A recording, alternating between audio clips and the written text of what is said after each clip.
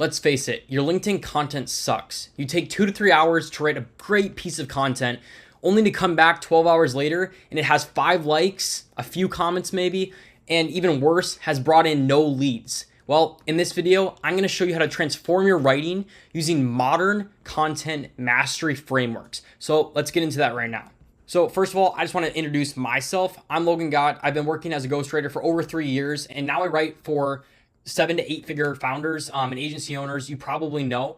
I've added thousands of followers and millions of views for myself and clients. Here are a few clients that I've worked with, a few of the results down here as well. So I don't want to waste my time bragging though. I just wanted to show you what I'm going to teach you is proven to work. And if it doesn't for you, then you're simply not applying what I'm teaching well enough. I've worked with literally everyone: AI business owners, SEO business owners, recruiting agency owners, SaaS founders, etc. The list could go on. The point is, anyone should be able to get results if they apply what I teach here. So let's actually get into using the modern mastery frameworks. So these 8 writing points are going to transform your content completely. Bullet points, no hashtags, use proven frameworks, lines between sentences, limit emojis, staircases, numbers, and visuals. So I'm going to hop into each one of these points and go a little more in depth. So first of all, bullet points. I personally love bullet points, and the reason why is because it makes content skimmable. You can just go through content and kind of just get the gist of what the content is so that you don't need to read every single word. And this is so much more appealing to people because it makes the content easier to digest and it makes the content faster to read.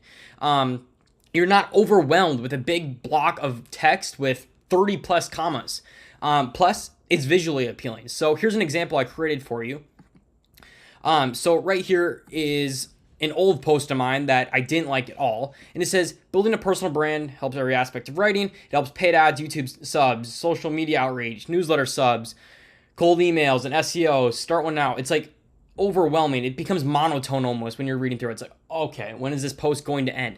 But if we have this post right here, it's like boom, boom, boom. It just lists off the bullet points and it's way easier to consume it. So it hits you on each bullet point instead of a long text that feels kind of just weird reading it all. It gives you a weird feeling that it's like a long book that you're reading and you just want it to be over with. You want that chapter. You want to get to the fun part of it. And that's what bullet points can really do. It just takes you straight to the action. So you guys get the point now? If you do, let's go on to the next one now. So no hashtags. I should not even have to explain this.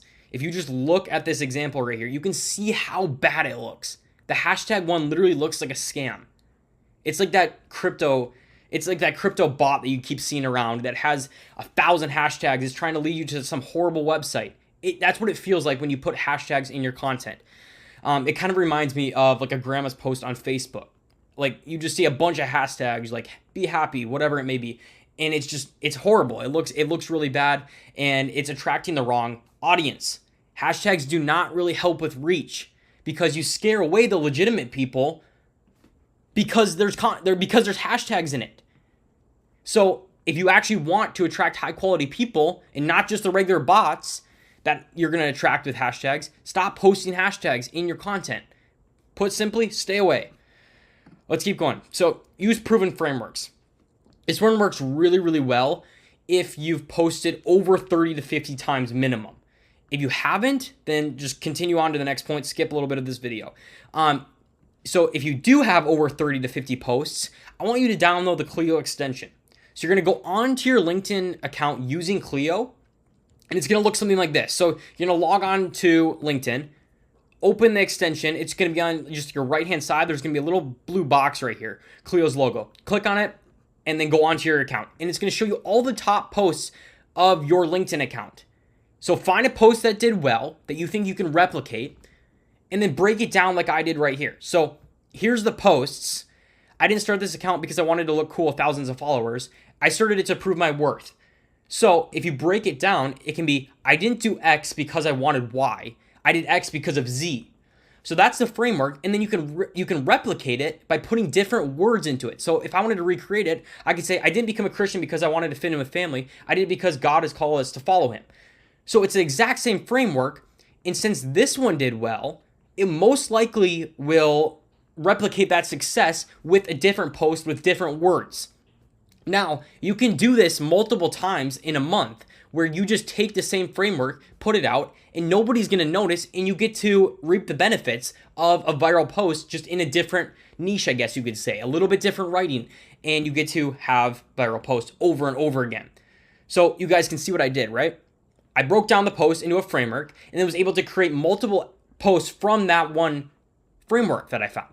So this is an awesome way to not only multiply your content, you can create multiple pieces from one framework, but also to multiply the content that does well. So you have multiple pieces of content that can go viral, that can get you new followers and eventually lead to more leads. Let's continue on here. So you want lines between your sentences. So I partially talked about this in one of the other points, but you cannot clump sentences together. It literally will overwhelm your readers. They see a massive piece of content and assume it's going to be a long, boring read. Attention spans are short nowadays. You know that, but are you going to adjust your content to fit that? To adjust, it doesn't mean you only need short form content. You can post long form content. It just needs to be entertaining. And a way to do that is by breaking up your content. So sentence, break, sentence, break, sentence. Okay, we're back. My camera just died, but let's get back into it. So here's the example. So you have this huge block of text here that just looks bad. It's not appealing to read. It's like, oh, I have to read all of this to be able to consume one point. Like that just doesn't seem worth it. But if you simply do something like I did here and split up the sentences, it actually makes it a lot more readable. It's like, oh, okay, I can consume that. I can read one sentence. I can read a shorter sentence and a longer sentence. But if I have a huge block of content, no, I'm not reading that. That's too much. I'm going to scroll to the next post that gives me what I'm expecting. It literally makes a huge difference just by looking at it. So it's the same character amount as well, but one is 100 times more readable. Let's continue on here if my camera's not going to die again. So you want to limit emojis as well. So honestly, I personally hate emojis. I'm just not that guy. It bothers me and it just looks weird. It seems, yeah, I don't know. It's just not me. But you can use them. You just need to use them correctly. So this is a good way to use emojis. You're having 2 points here, and at the end of it, you're putting a check mark. It's like, okay, yep, do this. I'm crossing it off that I'm doing it. That fits with the sentence. But with this one right here, it's like this is such a bad way to use emojis. XX, only use them when needed. Celebration. Otherwise, you'll get it looks weird. Like it just doesn't fit. It just stands out in a bad way. You don't want it to seem like ChatGPT spit out your content. I don't know if you guys have used ChatGPT, probably, and you see how many emojis it spit out, or if you use Claude, it spits out so many emojis, it just looks horrible. And nowadays, the emojis are associated with ChatGPT, with a bot. So just stay away unless you're doing it in a great way.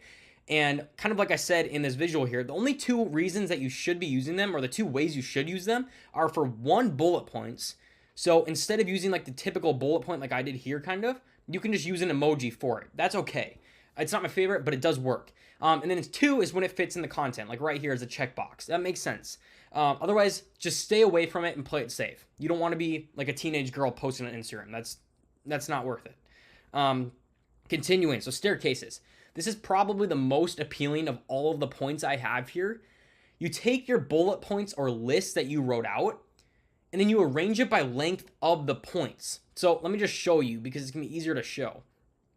So right here, each line goes by length, shorter, a little bit longer, a little bit longer, a little bit longer, a little bit longer. And it just flows super, super smoothly. So you can read through it and it just works. It's visually appealing compared to this one down here. It's like, whoa, okay, that doesn't work well.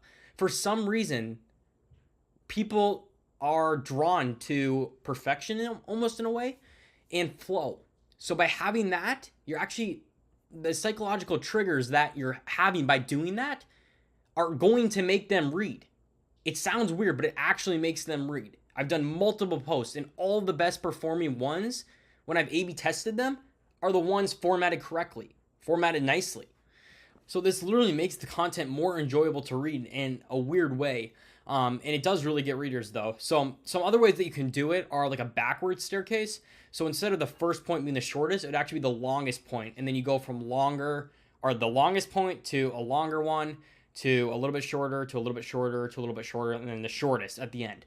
So it's like a backward staircase. And then lastly, you can do like a chiasm. So it starts with the shortest points at both ends, and then a little bit longer, and then the middle post is the longest. Is the longest point there. So it's like a chiasm. It kind of goes up into a mountain. You can see that in one of the first frameworks that I showed you guys here. I actually did that. See, it kind of forms into a mountain here. So let's continue on here. Oops, I went a little too far. So we got numbers.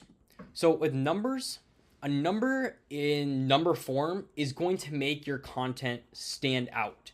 So what I have here is I added 204 followers to my LinkedIn account one day. The biggest factor, just giving out insane amounts of value and time. I gave over 300 people profile reviews. I wrote that exact same post, but I didn't actually put it into number form. I just wrote the letters of the numbers out. So I added 204 followers, and it's just way more blocky to read. So by doing something simple as this, you're shortening the content and you're making it more visually appealing because it stands out among just the typical text content only. You can, yeah, like I said here, you can literally see how much better it is. It's 100 times better just by looking at it. Like, you're drawn to it. You're more likely to read it. So use numbers whenever you can. Last point here. So visuals. You've heard me yap this entire time about visual appeal. And the same goes for actually posting visuals. You 2x the size of your post on the timeline, meaning more people stop and read. So let's say you saw this post on the timeline. It's like, okay, just a short little block of text is all I see. But if you add a visual to it, it not only relates to the post, adds value to the post, shows off who you are, but it makes the post bigger so more people are likely to actually stop and read it. And it makes me stop for just a second, like, to look at it, because it's like, oh, okay, I'm interested in what this visual is, and because I've seen this visual, it's like, oh, okay, I need to read what else is in the post. You can also create carousels and videos to get the visual side of it done. So the best way to implement these 8 points, practice. It's not maybe the most fun, but just going over these mentally in your mind as you write content is slowly going to ingrain it so that you can just go on to LinkedIn and just type out an entire post that follows all these frameworks. But to begin, you got to practice. You got to have this top of mind. Keep this doc up and go through it. Say, hey, I'm going to try to do a staircase format today. But to make it easier, you can get good at repurposing content. So like the use proven frameworks point, you can find frameworks that worked, but from other people. You don't have to just use your content. This gives you way more to work off of. So this is how you should go about it. Like I said before, Clio's awesome. Go download their extension. This is how you're going to find viral LinkedIn content easily. So choose a piece of content that you like. You'll figure out how to use Clio. It's very easy. It does not have to be in your niche though. So you can find somebody, if I'm in the LinkedIn space, I can find somebody that does AI or something and completely transform that piece of content. And I'll show you how here. The point is, you don't have to have a piece of content in your niche. Then what you're going to do is restate the content for your niche. So this one by Tim here, this is what I found on Clio. I scaled my agency to $300,000 a month only using LinkedIn. A massive portion of that closed revenue came from DMs. And I've realized that no one is teaching this right now on LinkedIn. It's all about, and that's his hook. And then I repurpose it for a video editing account. I just put it on my account just for an example. I've helped a client hit 1 million views on a single video using only CapCut. A massive portion of the success came from understanding what resonates with their audience.